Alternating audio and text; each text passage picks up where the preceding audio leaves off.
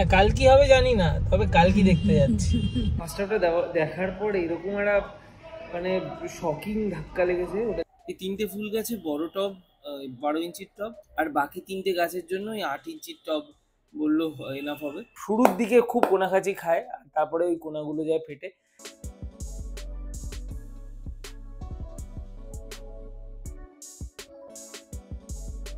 Good morning everyone and welcome back to our channel. আজকে লাগছে নতুন গাছ, এদিকে দুটো এরিকা পাম, এইদিকে লাগছে বেশ কয়েকটা জবা। এটা হচ্ছে পিঙ্ক কালারের একটা জবা, বললোর নাম হচ্ছে লক্ষ্মী জবা। এটা হলুদ রঙের একটা ফুল হয়, এটার নাম আমি ঠিক মনে পড়ছে না। এইটা আর একটা জবা গাছ, আর এইটা হচ্ছে জুঁই ফুল গাছ। এর সাথে রয়েছে দুটো ইনডোর প্ল্যান্ট।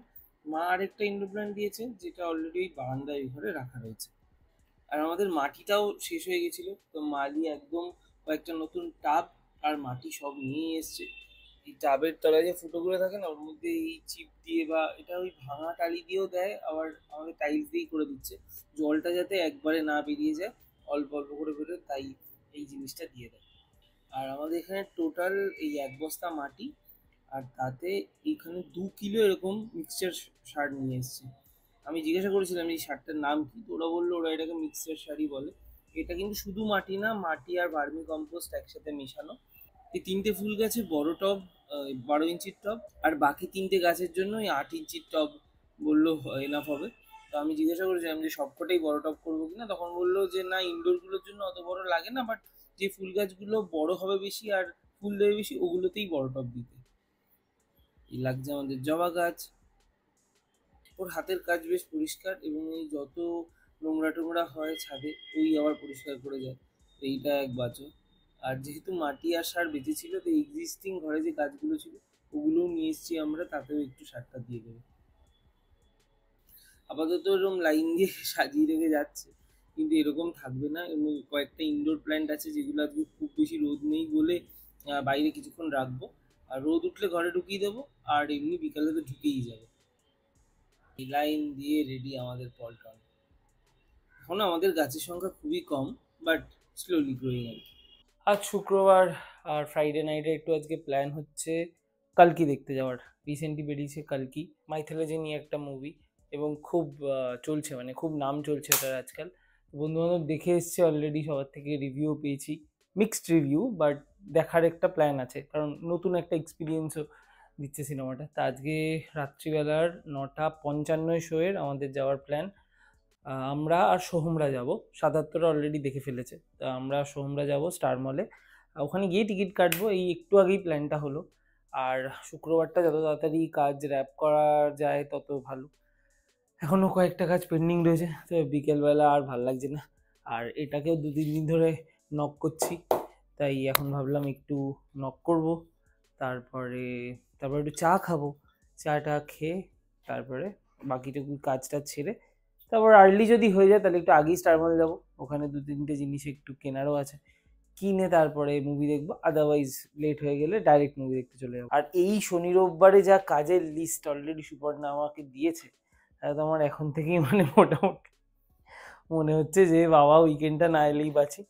কিন্তু আজকে রাতের মুভিটা দেখে নিই অ্যাটলিস্ট। ও তারপর আবার এসছে মির্জাপুরটাও আজকে ভেবেছিলাম রাত্রিবেলা দেখা শুরু করব, কিন্তু সিনেমা দেখে এসে আর এনার্জি থাকবে না, তাই যদি উইকেন্ডে পারি একটু মির্জাপুর দেখবো, না হলে উইকেন্ডে হয়তো সময় ঠিক হয়ে যাবে। যাই হোক, এখন একটু নক করি, কারণ কালকে তো এই ব্যাগটা প্র্যাকটিসে প্রথম যাবে।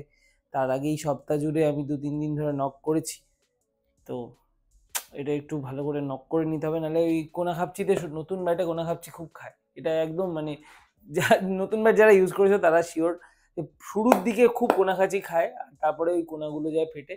তলায় একটা বাইন্ডিংও করবো, তবে শুরুতে একটু নক করে নিই, আর 3 দিন একটু ব্যাটে লাগাই, বলটা কেমন যাচ্ছে দেখি, তারপর এটা নিয়ে এক্সপেরিমেন্ট হবে। আপাতত একটু নক করি।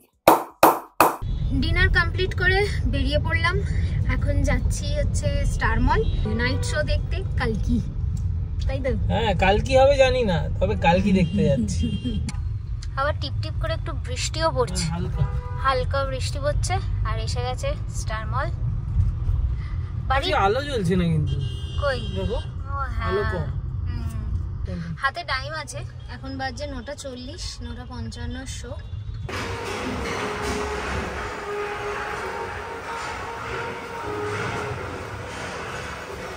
এসে গেছি, টিকিটও কাটা হয়ে গেছে, কিন্তু বাজে এখন যদিও 10টা, সিনেমা 9:55 থেকে, কিন্তু এখনও ঝাড়ফুঁক হচ্ছে, এখনও পরিষ্কার হয়নি। স্ক্রিন 1-এ আমাদের মুভি, এবং সেটা এখনও ওই যে বন্ধ, এখনও বন্ধ। তাই আমরা ওয়েট করি, একটু গেজাই, আবার খুললে ভিতরে ঢুকবো। আর অবশ্য এই মুভিটা নিয়ে একটু রিভিউও পেয়েছি। ফার্স্ট হাফটা নাকি মোটামুটি, আর সেকেন্ড হাফটা ফাটাফাটি। এবার দেখা যাক কীরকম হয়। এই ফার্স্ট হাফটা সবে শেষ হলো, আর পুরো মাথা ফাতা ঝালাপালা হয়ে গেছে ফার্স্ট হাফ দেখে। রিভিউ ছিল যে ফার্স্ট হাফ অত ভালো নয়, সেকেন্ড হাফটা ফাটাফাটি, সেই আশাতেই বসে আছি। Second half better be good.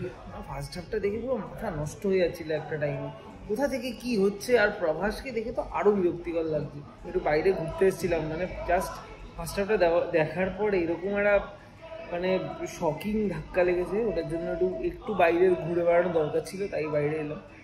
যাই সেকেন্ড হাফটা দেখতে। মুভি ওভার, এখন বাড়ি ফিরছি। আর উল্টো দিকে এখন লরির জ্যাম। এটা আমাদের এখানে কনস্ট্যান্ট রাত্রিবেলা হলে, ওই মানে এটা বারাসাতের দিকে, প্রায় চৌমাথায় এসে গেছি, এখনও লরির জ্যাম। আর আমাদের ওখানেও লরি, মানে স্টারমল থেকে বেরিয়েও দেখলাম লরির জ্যাম। ফার্স্ট হাফটা তখন বললামই মানে ভালো লাগছিল না, তবে সেকেন্ড হাফটা অনেক বেটার। আর এই সিনেমাটা যদি দেখতে হয় তাহলে ওই বাড়িতে আসবে কবে, বা মানে নেটফ্লিক্স ওটিটি কবে রিলিজ করবে তার ওয়েট করা না করাই ভালো। কারণ মুভিটা কিন্তু এক্সপিরিয়েন্সটাই সব থেকে ইম্পর্টেন্ট, মানে ভিএফএক্স।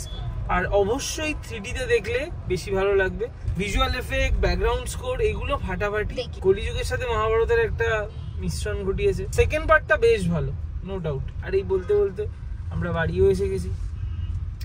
দেখা যেতে পারে, তবে দেখলে অবশ্যই সিনেমা হলে। আর অন দ্যাট নোট আজকের ভিডিওটা এখানেই শেষ করলাম। কিছু ভালো লেগে থাকলে please do like, share and subscribe. দেখা হচ্ছে পরের ব্লগে।